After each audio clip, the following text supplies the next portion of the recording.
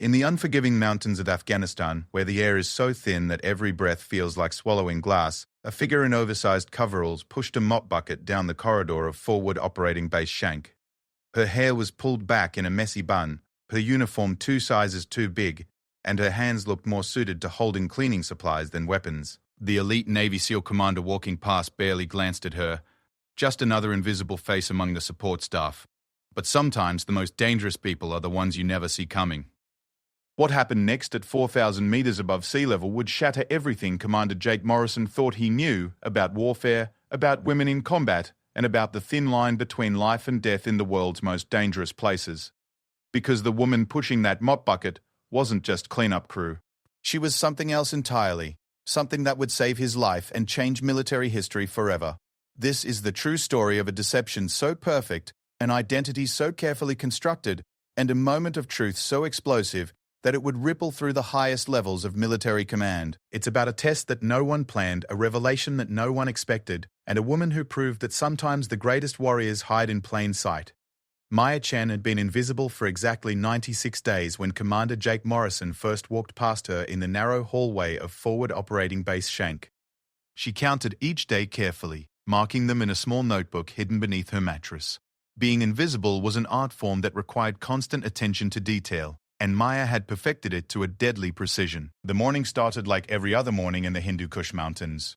The air was thin enough to make newcomers dizzy, and the altitude sat at exactly 4,127 meters above sea level. Maya knew this because she had calculated it herself using equipment that officially didn't exist in her possession. She also knew that at this altitude the human body operates at roughly 70% efficiency. Reaction times slow by 12%. And most people experience mild hypoxia without realizing it. These were not the kinds of things that a cleanup crew member typically knew. Maya pushed her yellow mop bucket down the main corridor of the base, her movements deliberately slow and uncoordinated. She had studied the way real janitors moved for weeks before arriving here. They carried their shoulders differently than trained operatives. Their eyes didn't scan for threats. Their hands didn't instinctively know where weapons would be concealed on their bodies.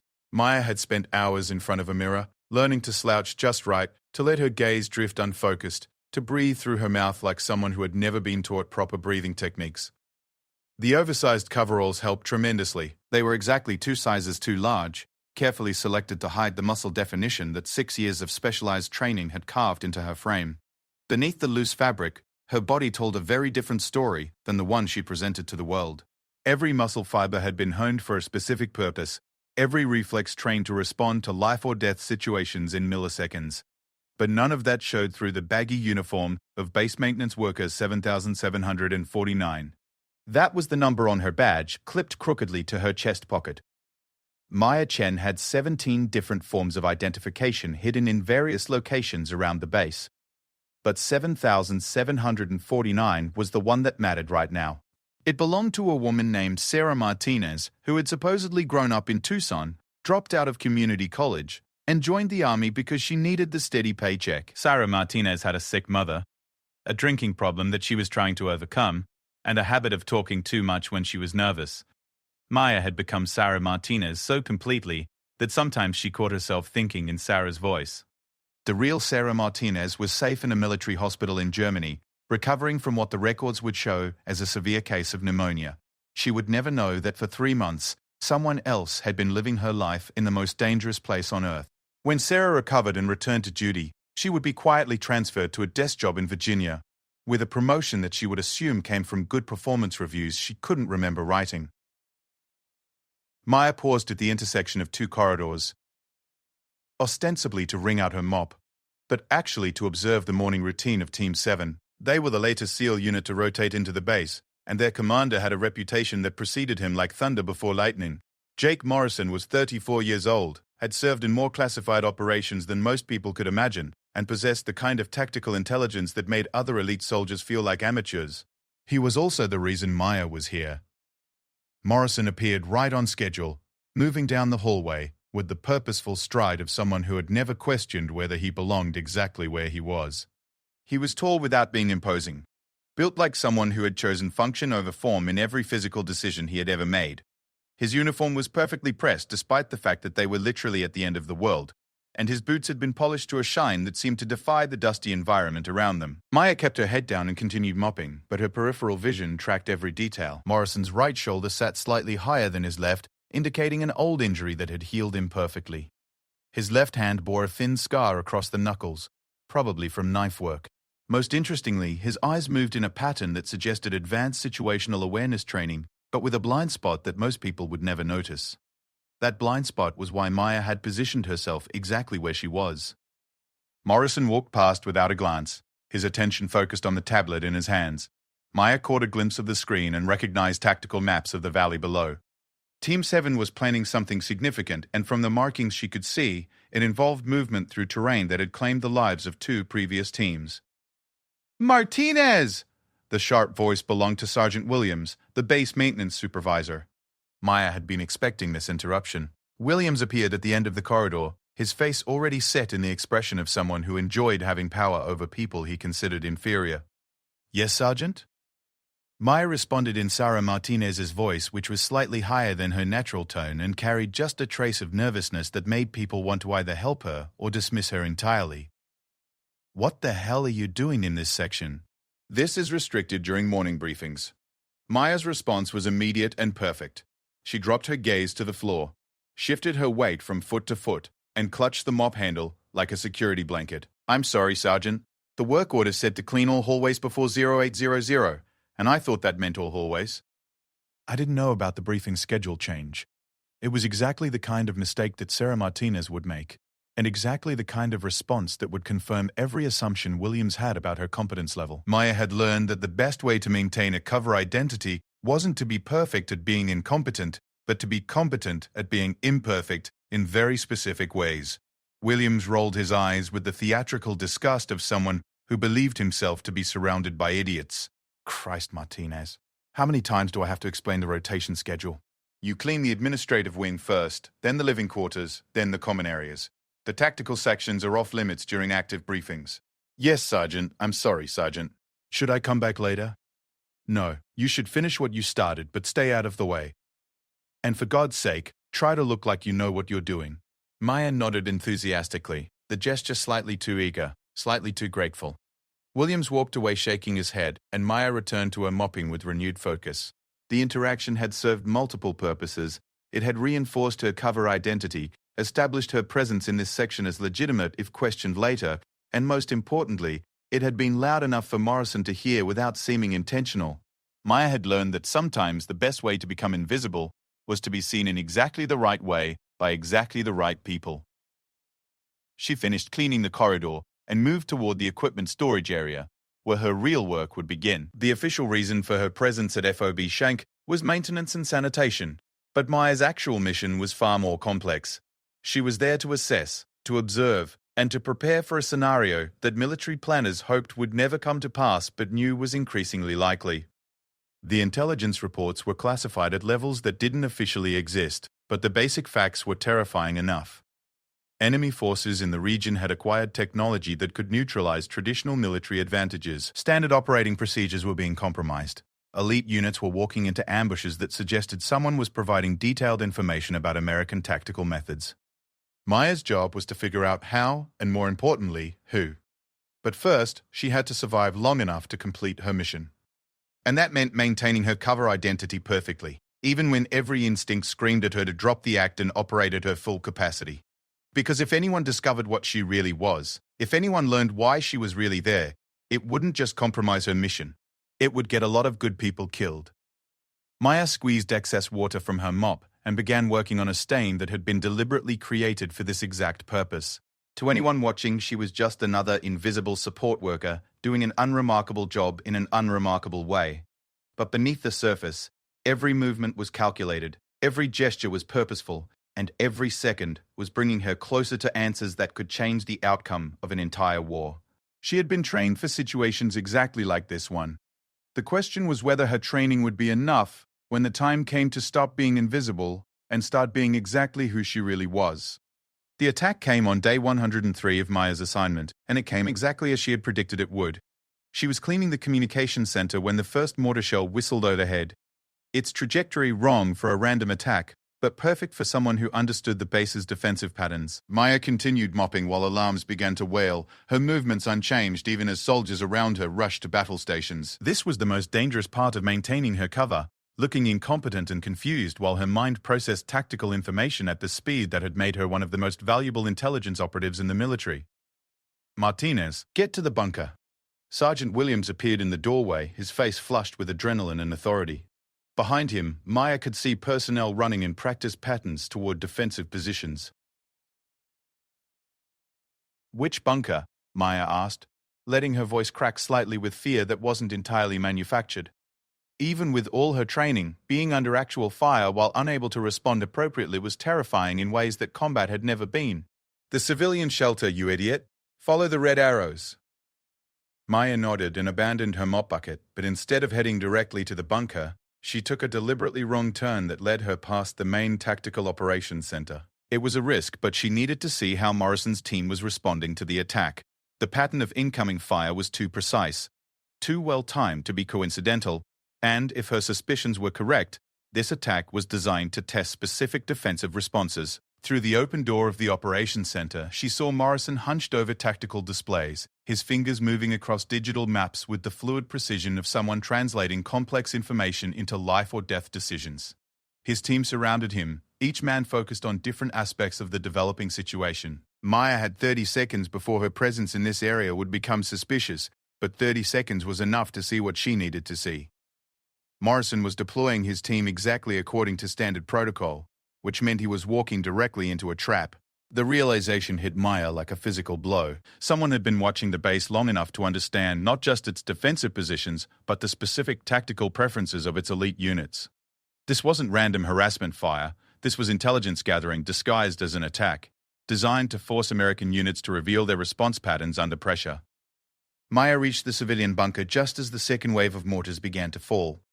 The bunker was a concrete-lined space designed to protect non-combatant personnel during attacks, and it was filled with cooks, mechanics, administrative staff, and other support workers who kept the base functioning. Maya found a corner and sat down, pulling her knees to her chest in a posture that suggested fear and vulnerability, but her mind was racing through calculations that had nothing to do with personal safety.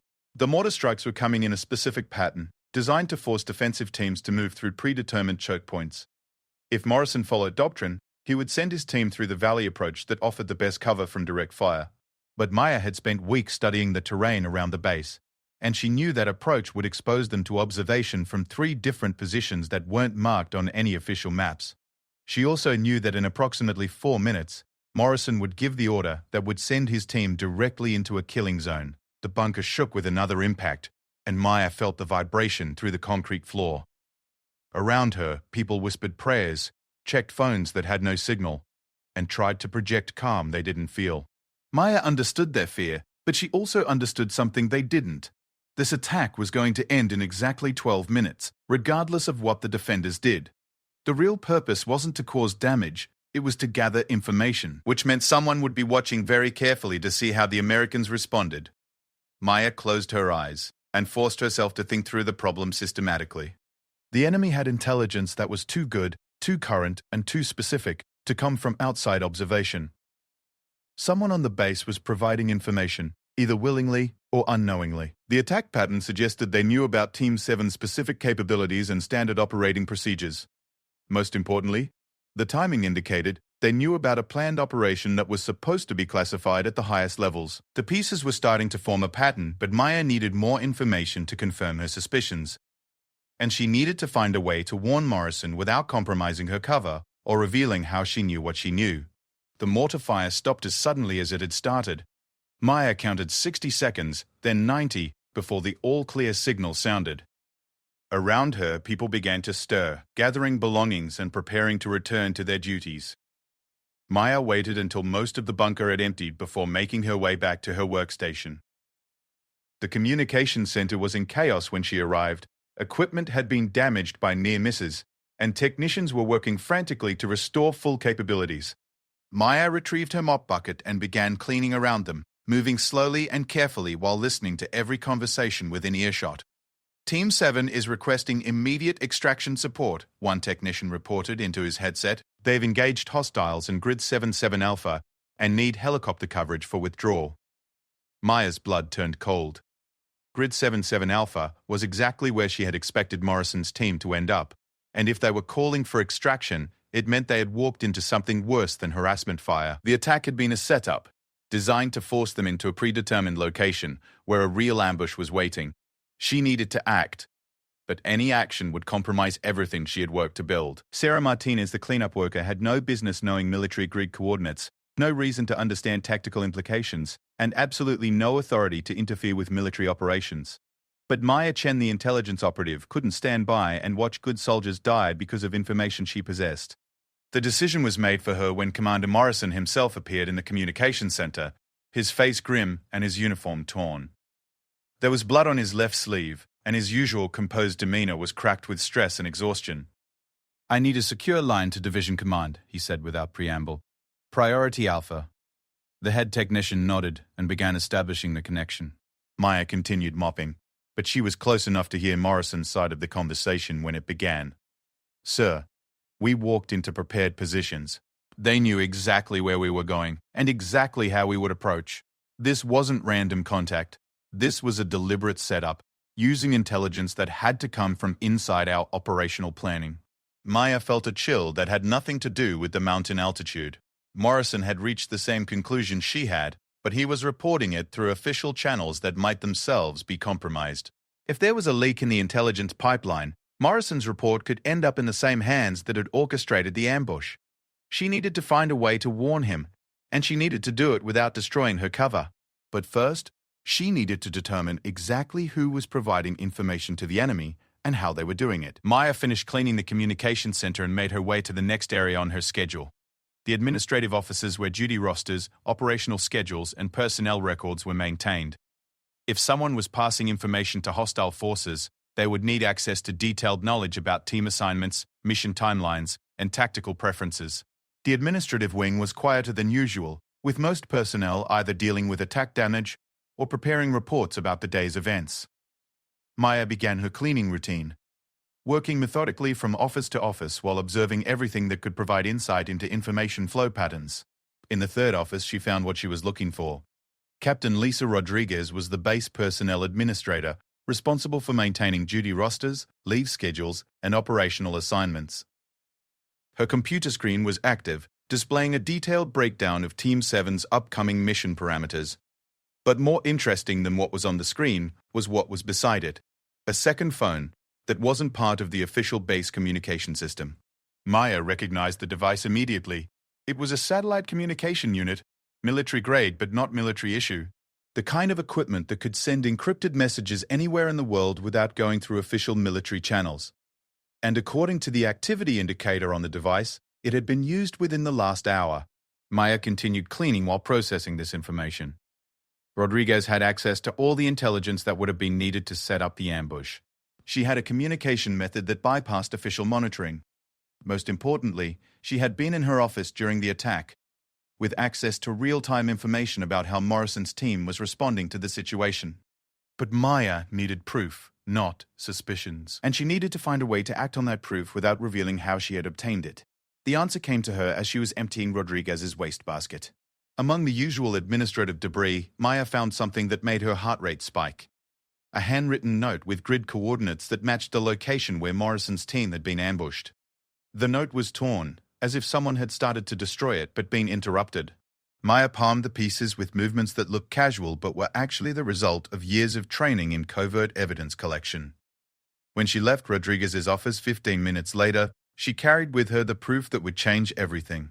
But she also carried the knowledge that she was no longer just an observer. She had become a target, and the next 24 hours would determine whether her cover would hold long enough for her to complete her mission, or whether she would be forced to reveal who she really was in order to stay alive. Maya had 12 hours to decide whether to break her cover, and the countdown began when she found Rodriguez's body. The discovery happened during the pre-dawn cleaning shift, when the base was at its quietest and Maya could move through restricted areas with minimal observation. She had planned to search Rodriguez's office more thoroughly, looking for additional evidence of the communication pattern that was getting soldiers killed. Instead, she found the personnel administrator slumped over her desk, apparently the victim of a heart attack that had occurred sometime during the night. Maya stood in the doorway for 30 seconds, letting her eyes adjust to the dim light while her mind processed what she was seeing. Rodriguez was dead, but her body position was wrong. People who died from cardiac events didn't typically end up arranged so neatly, with their hands folded and their heads resting peacefully on their desks. This death had been staged to look natural, which meant someone else knew about Rodriguez's activities and had decided to eliminate a security risk. More importantly, it meant Maya's investigation had been discovered. She backed out of the office and resumed her cleaning routine, but her mind was racing through tactical calculations. Someone had killed Rodriguez to prevent her from providing more information to hostile forces. But that same someone now knew that the information pipeline had been discovered, which meant they would be looking for whoever had discovered it. Maya had perhaps 6 hours before Rodriguez's body was found through official channels, and perhaps 12 hours before the investigation into her death began to focus on anyone who might have had access to information about her activities. Since Maya had been in Rodriguez's office the previous day, she would inevitably become a person of interest in any thorough investigation, unless she acted first. Maya finished cleaning the administrative wing and made her way to the equipment storage area where she kept her emergency protocols. Hidden inside a container marked cleaning supplies were 17 different items that officially didn't exist, including communication equipment that could reach her handlers anywhere in the world. She had hoped never to use any of it, but circumstances were forcing her hand. The message she composed was brief and encoded in a pattern that would look like routine maintenance reports to anyone intercepting it. But to the right recipients, it would signal that her cover was compromised and that she needed extraction within the next 24 hours.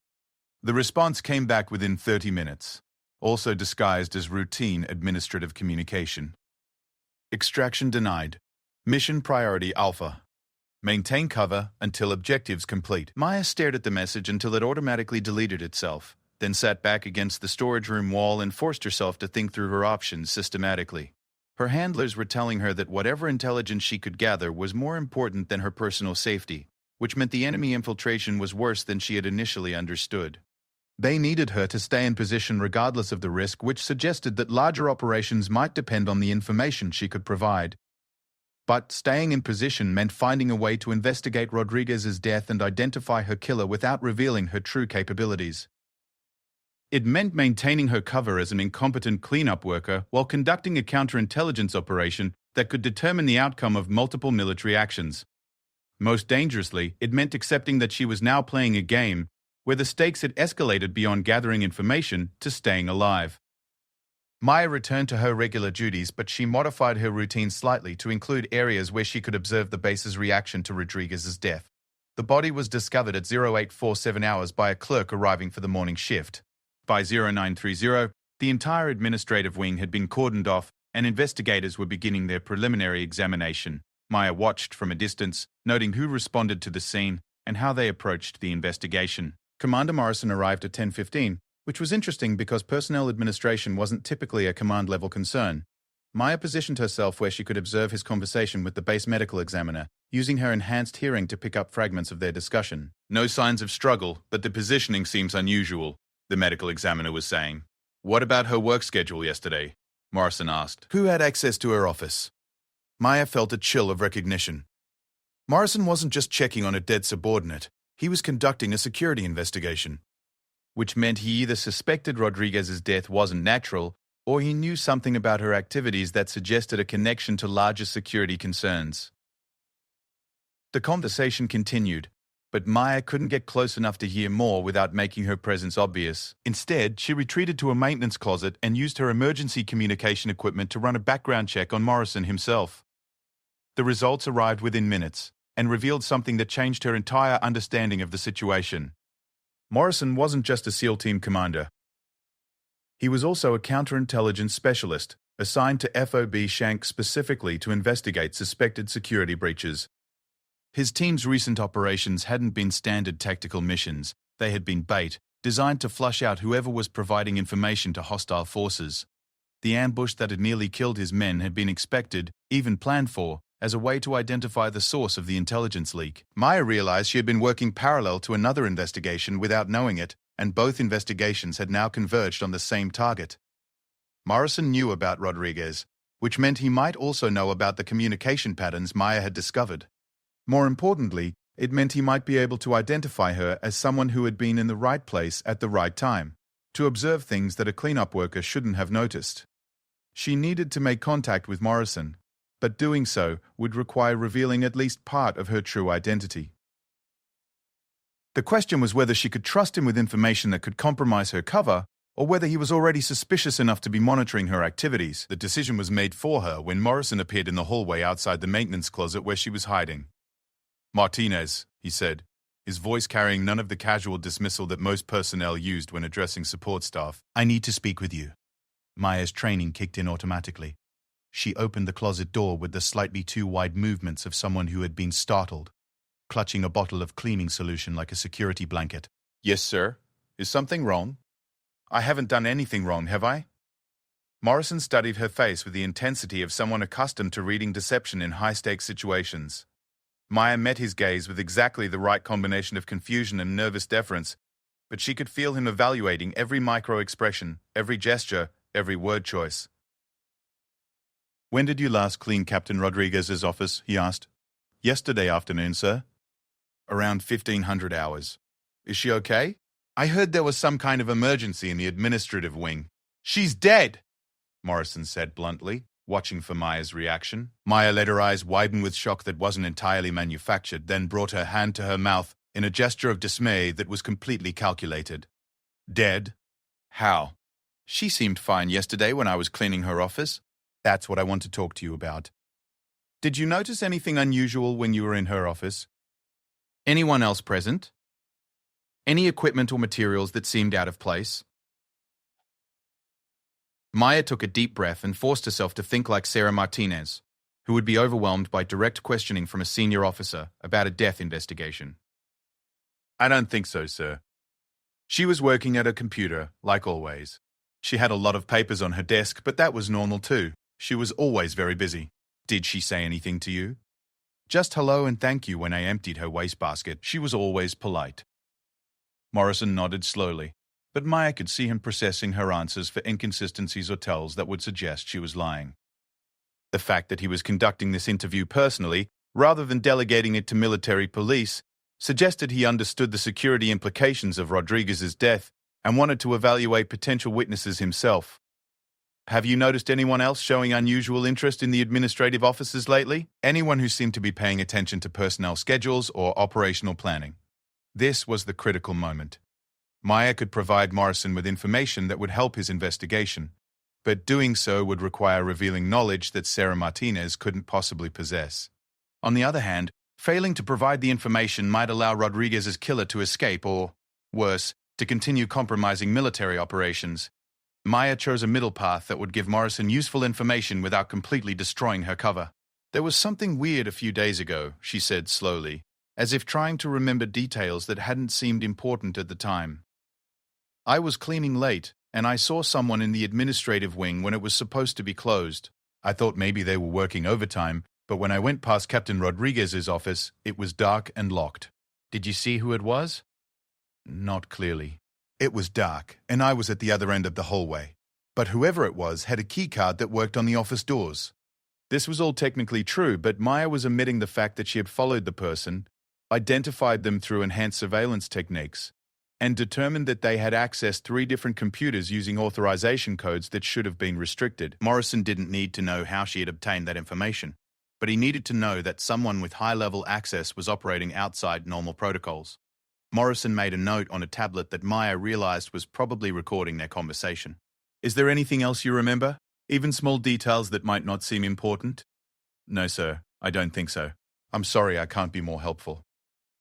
Morrison studied her for another long moment, and Maya had the uncomfortable feeling that he was seeing more than she wanted him to see. But finally, he nodded and stepped back. "Thank you, Martinez. If you remember anything else, report it immediately to base security, and be extra careful about your work schedule for the next few days. Until we understand what happened to Captain Rodriguez, everyone needs to be more aware of their surroundings." "Yes, sir. I will." Morrison walked away, but Maya noticed that he moved with the purposeful stride of someone who had just received confirmation of something he had already suspected. Her information had been helpful, but it had also made her a more significant part of his investigation. She was no longer just a witness. She was someone with potentially valuable intelligence about base security issues, which meant she was now officially on Morrison's radar and maintaining her cover was about to become significantly more difficult. But it also meant she might have found an ally in her mission to identify the remaining security threats on the base. The question was whether Morrison would remain an ally when he inevitably discovered that Sarah Martinez wasn't who she claimed to be. The test came without warning at 4,000 meters above sea level, where the air was so thin that thinking required effort, and survival demanded perfection. Maya was cleaning the observation post when the emergency beacon began transmitting from the valley below. The signal was faint but unmistakable. Someone was in immediate danger and requesting emergency extraction. Through the reinforced windows of the post, she could see the source of the transmission, a thin column of smoke rising from the wreckage of what had been a military vehicle. The base erupted into controlled chaos as rescue protocols activated. Maya continued her cleaning routine while monitoring the emergency response, but her enhanced hearing picked up fragments of radio communications that painted a grim picture. Morrison's team had been conducting a reconnaissance mission when their vehicle struck an improvised explosive device. 2 men were confirmed dead, Morrison was critically wounded, and the remaining team members were pinned down under heavy fire. Standard rescue doctrine called for immediate helicopter extraction, but the weather was deteriorating rapidly. Wind speeds were approaching the maximum safe limits for helicopter operations, and a storm system was moving in that would make any air rescue impossible within the next 2 hours. If Morrison's team was going to survive, someone would have to reach them on foot, through terrain that had been designed by geology to kill anyone foolish enough to attempt passage. Maya stood at the window, watching base personnel prepare for a rescue mission that she knew would fail. The approach routes they were planning were too exposed, too predictable, and too slow. By the time a conventional rescue team reached Morrison's position, the weather would have made extraction impossible, and the enemy would have had time to reinforce their positions. But Maya knew a route that wasn't on any official map. During her months of maintaining cover at the base, she had spent her off-duty hours exploring the surrounding mountains under the pretense of hiking for exercise. What she had actually been doing was conducting detailed terrain analysis and identifying alternative approach routes that could be used for emergency infiltration or extraction. One of those routes would allow a single person to reach Morrison's position in 90 minutes, but it required technical climbing skills and equipment that officially didn't exist in her possession. Maya made a decision that would change everything. She abandoned her cleaning supplies and moved quickly to the storage room where she kept her emergency protocols. Hidden among the maintenance equipment were items that Sarah Martinez could never explain: tactical climbing gear, night vision equipment, medical supplies designed for combat situations, and weapons that were far beyond what any support personnel would be authorized to carry. Maya changed clothes in less than 3 minutes, transforming from an incompetent cleanup worker into someone who looked like she belonged in the mountains. Her movements were suddenly precise, economical, and deadly efficient. The transformation was so complete that anyone seeing her would have difficulty believing she was the same person who had spent months stumbling through basic maintenance tasks. She made her way to the motor pool where emergency vehicles were being prepared for the rescue mission. Maya selected a motorcycle that was fast, maneuverable, and capable of handling rough terrain. She didn't ask permission or sign out equipment because Sarah Martinez didn't have authorization for any of what she was about to do, and Maya Chen wasn't supposed to exist. The ride to the valley took 22 minutes through terrain that should have required 40. Maya pushed the motorcycle to its limits, using techniques that would have impressed professional stunt riders while navigating paths that weren't designed for motorized vehicles. She abandoned the bike at the base of the cliff face and began climbing, using handholds that she had identified during her previous reconnaissance. The climb took 38 minutes, and required her to move through sections where a single mistake would have meant a fall of several hundred feet. Maya's training included advanced mountaineering techniques, but this ascent pushed those skills to their absolute limits. The thin air made every movement require conscious effort, and the increasing wind complicated every handhold and foothold placement. But Maya had been preparing for situations exactly like this, one for her entire adult life. She reached Morrison's position through an approach angle that the enemy hadn't anticipated, emerging from a cliff face that appeared impossible to climb. Morrison's team was scattered among the rocks, their defensive position strong but their situation hopeless without outside assistance. Maya could see Morrison himself, unconscious and bleeding from multiple wounds, being protected by 2 remaining team members who were running low on ammunition and medical supplies. Maya's arrival should have been impossible, and for several seconds, the surviving SEALs could only stare at the figure who had appeared from nowhere wearing civilian hiking gear and carrying equipment that suggested capabilities far beyond what any base personnel should possess. Who the hell are you? Sergeant First Class David Park demanded, his weapon trained on Maya while his eyes tried to process what he was seeing. Someone who can get you out of here, Maya replied, her voice carrying none of the nervous uncertainty that had characterized Sarah Martinez for the past months. But we need to move now, before the weather makes extraction impossible. Maya moved to Morrison's position and began a rapid medical assessment that demonstrated training far beyond basic first aid. Morrison had sustained multiple fragment wounds, possible internal bleeding, and a head injury that would require immediate surgical intervention if he was going to survive.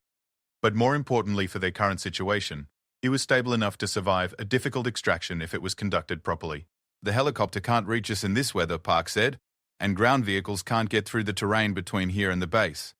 I'm not talking about helicopters or vehicles, Maya replied, preparing medical supplies that she had brought specifically for this possibility. There's a route through the mountains that will get us back to base in under 2 hours, but it's going to require technical climbing and absolute trust in someone you don't know.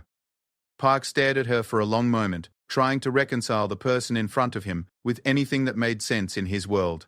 Maya understood his confusion, but she also understood that explanations would have to wait until they were all safe. Your base maintenance, Park said slowly. You clean floors. Right now, I'm the only chance Commander Morrison has to survive the next 4 hours, Maya replied. You can trust me, or you can wait for a rescue team that won't arrive in time to matter. The decision was made for Park when enemy fire resumed, forcing them all to take cover behind rocks that provided minimal protection. Maya's assessment of their tactical situation confirmed what she had already calculated. They had perhaps 30 minutes before enemy forces would be able to maneuver into positions that would make their current location indefensible. If you have a way out of here, we need to take it, Park decided. Maya nodded and began organizing equipment for the extraction. Morrison would have to be carried, which complicated everything, but wasn't impossible if they moved efficiently. The route she had planned included several technical climbing sections, but she had prepared for the possibility of having to assist non-climbers through difficult terrain. More importantly, she had prepared for the possibility of having to reveal exactly who she was in order to save lives that mattered more than her cover identity. Maya attached climbing hardware to Morrison's unconscious form and rigged a harness system that would allow her to control his movement during the technical sections of their route.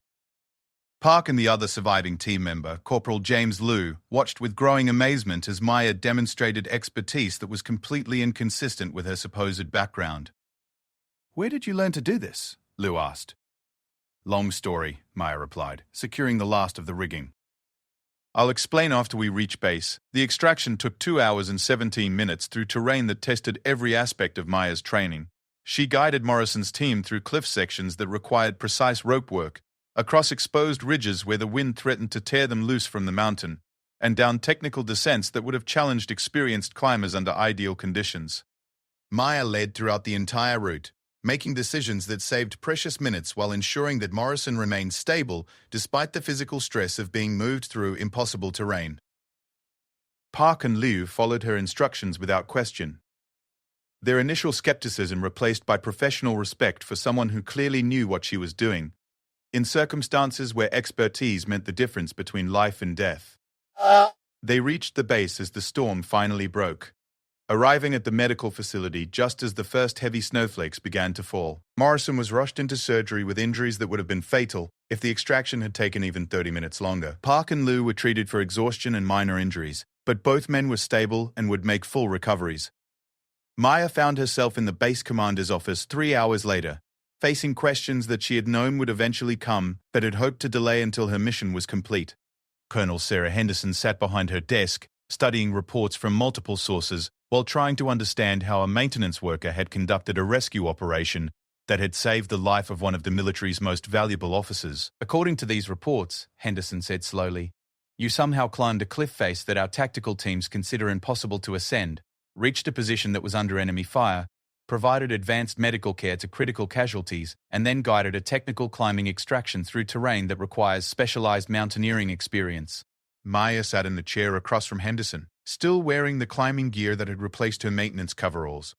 There was no point in pretending to be Sarah Martinez anymore, but she wasn't ready to reveal the full extent of her actual identity either. Commander Morrison was going to die if someone didn't reach him, Maya said simply. I had the skills to reach him, so I did. Where did you acquire those skills? Your personnel file indicates you dropped out of community college and enlisted for economic reasons. Nothing in your background suggests advanced tactical training. Maya met Henderson's gaze directly, abandoning the nervous deference that had characterized her interactions with authority figures for the past months.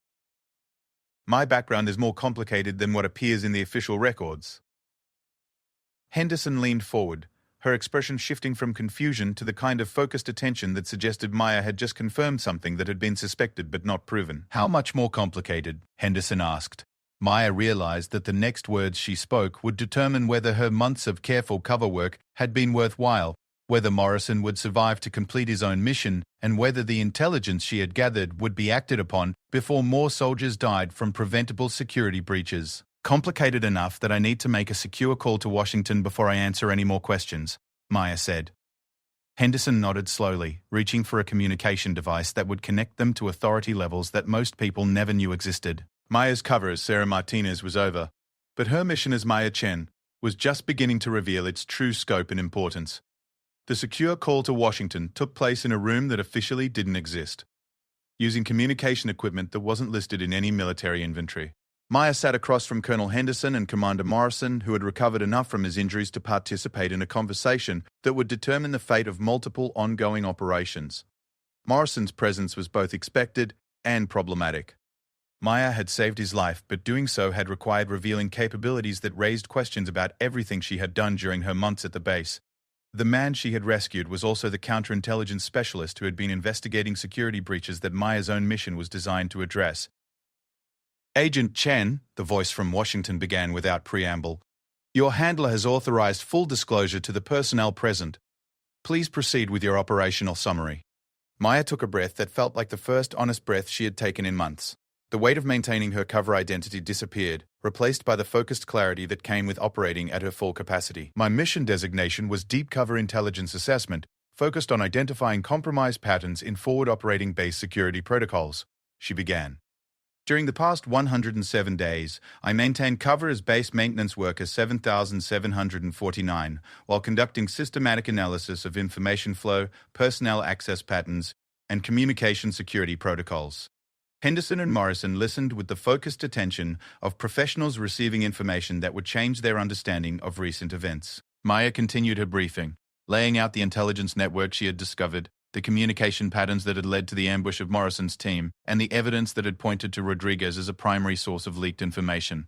Captain Rodriguez was eliminated by an unknown subject who recognized that her activities had been discovered, Maya continued. Based on analysis of timing and access patterns, the elimination was conducted by someone with detailed knowledge of base security protocols and intimate familiarity with my investigation methodology.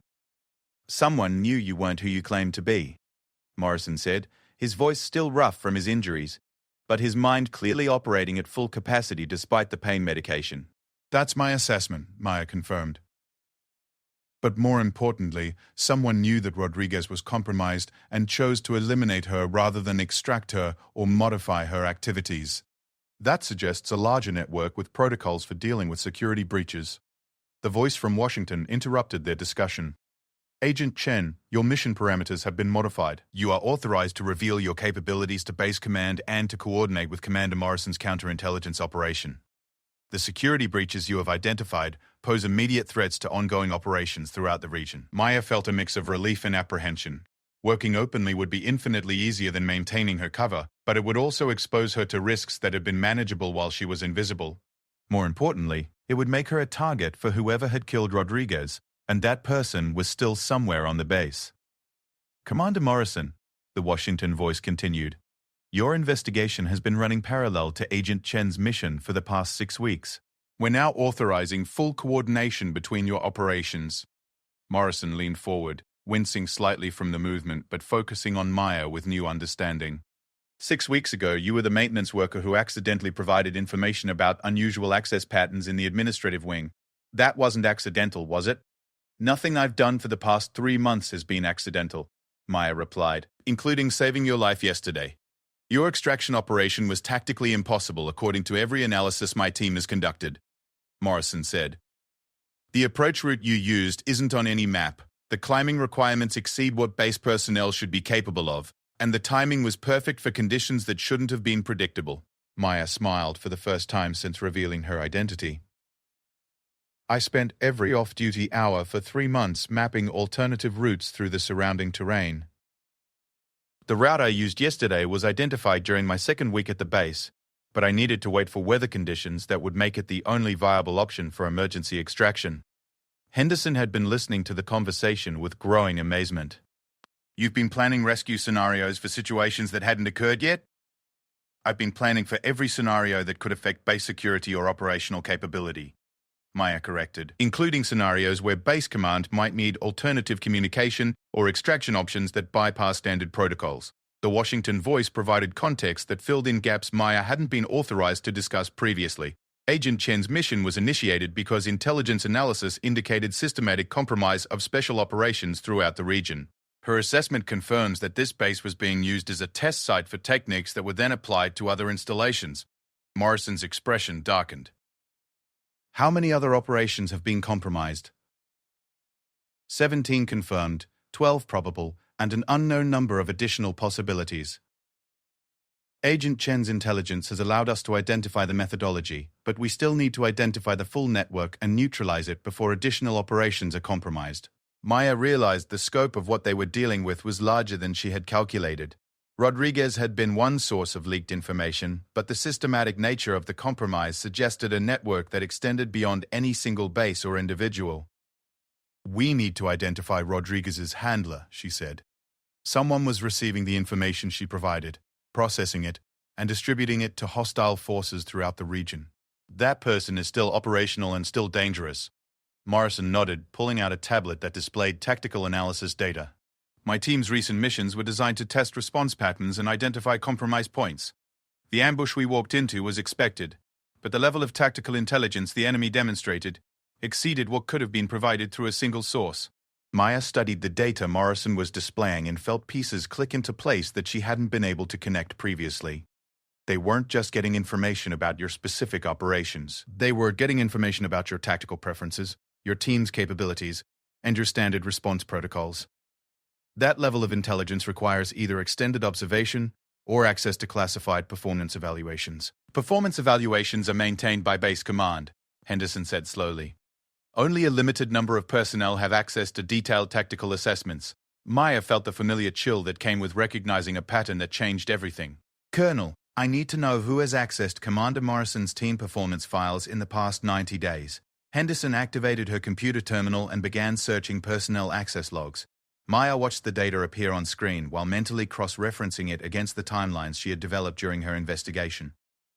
Most of the access was routine and explainable, but one pattern stood out with crystalline clarity. Major Patricia Wells accessed the files 7 times in the past month, Henderson reported. But she's the base intelligence officer. That level of access would be normal for her position. Maya felt everything crystallize with the sharp clarity that came when a long investigation suddenly revealed its central truth. Where is Major Wells right now? Henderson checked the duty roster and frowned. She's not on base. She was granted emergency leave yesterday morning to deal with a family crisis in Colorado. Emergency leave that began 6 hours after Rodriguez's body was discovered, Maya observed. And 12 hours before my extraction of Morrison's team revealed capabilities that would indicate the presence of an intelligence operative on base. Morrison was already moving toward the communication equipment before Maya finished speaking. Security alert to all regional commands, he said. Major Patricia Wells is to be detained immediately for questioning in connection with security breaches affecting multiple operations. But Maya knew they were already too late. Wells had been planning her exit strategy long before Maya's investigation had focused on Rodriguez. The emergency leave was just the final step in an extraction plan that had probably been activated the moment Rodriguez's activities were discovered. She's not going to Colorado, Maya said with certainty. She's going wherever intelligence operatives go when their covers are blown and they need to disappear. The Washington Voice crackled through the secure communication system. Agent Chen, your mission success has provided intelligence that will allow us to roll up similar networks at other installations. However, Major Wells represents a significant security risk as long as she remains operational. Are you prepared to extend your mission parameters to include direct action? Maya understood what was being asked. Her months of invisible observation were over. Now she was being asked to hunt someone who was trained in the same techniques she was, who understood military protocols as thoroughly as she did, and who had a head start measured in hours that could become days if she wasn't stopped quickly. I'm prepared, Maya said without hesitation. Morrison looked at her with newfound respect mixed with professional wariness. You're not just intelligence, are you? You're Special Activities Division. Maya met his gaze directly. I'm whatever I need to be to complete the mission. Henderson was studying reports that were arriving through channels Maya couldn't access. Wells withdrew classified materials from the secure vault before leaving the base. Technical specifications, operational planning documents, and personnel files that could compromise operations throughout the region. Then we need to stop her before she can transfer that information to hostile handlers, Maya said, already calculating pursuit options and intercept scenarios. Morrison stood up carefully. His injury still limiting his mobility, but his determination overriding physical discomfort. My team is grounded until medical clearance, but I can coordinate intelligence support for your operation. Maya was already mentally shifting from the passive observation role she had maintained for months to the direct action profile that her original training had emphasized. The transformation felt like taking off clothing that had never fit properly and putting on gear that had been designed specifically for her body. I'll need vehicle access, communication equipment, and operational authority that exceeds what Sarah Martinez was authorized for, she said. Henderson nodded, reaching for authorization codes that would transform Maya from a maintenance worker into someone with resources that could pursue Major Wells anywhere her escape route might lead. Agent Chen, the Washington voice said, you have whatever you need. Just stop her before the information she's carrying can be transferred to hostile intelligence services. Quote, Maya stood up, feeling the familiar surge of focused energy that came with transitioning from preparation to action. For months, she had been gathering intelligence and identifying threats while pretending to be incompetent and invisible. Now she was being asked to do what she had always been trained for: find someone who didn't want to be found and stop them before they could complete a mission that would cost lives. The test at 4,000 meters was over. Maya had proven she could maintain cover, gather critical intelligence, and conduct rescue operations that saved lives. But the real test was just beginning, and it would require every skill she had developed over years of training for situations where failure meant more than personal death. It meant the failure of missions and the death of soldiers who trusted their country to protect them from threats they couldn't see coming. Maya Chen had been invisible for 107 days. Now it was time to be anything but invisible, and to hunt someone who had forgotten that sometimes the most dangerous enemies are the ones you never suspect are there at all. The hunt would begin at dawn, and Maya intended to end it before Major Wells could complete the transfer of information that would compromise American operations for years to come. At 4,000 meters above sea level, where the air was thin and mistakes were fatal, Maya had proven that sometimes the greatest warriors hide in plain sight. Now she would prove that when they stop hiding, they become forces of nature that reshape everything around them.